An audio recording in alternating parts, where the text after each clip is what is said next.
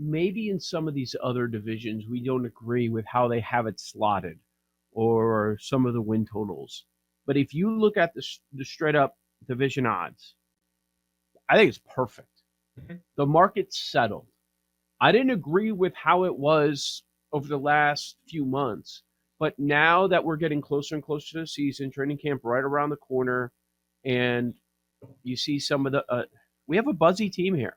We have a team that the world is fading in this division, and we have a team that everyone is buying in on, and it's only going to ramp up even more.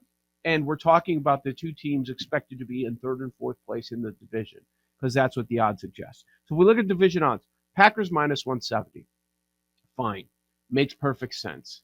It's not an obscene number, and there are some question marks after losing Devontae Adams. And let's not forget, they lost one of their best pass rushers, too. Zadarius Smith is gone Yep. as well.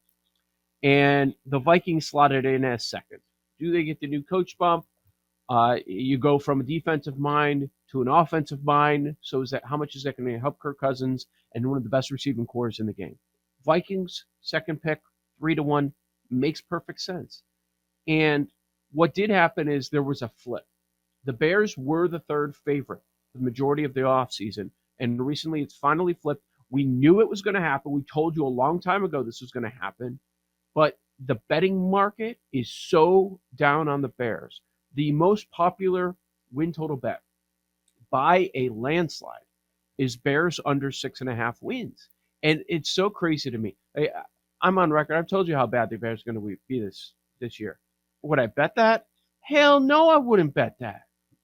This we don't see situations like this where you have such a popular underplay on a team that has one of the softest schedules in the NFL.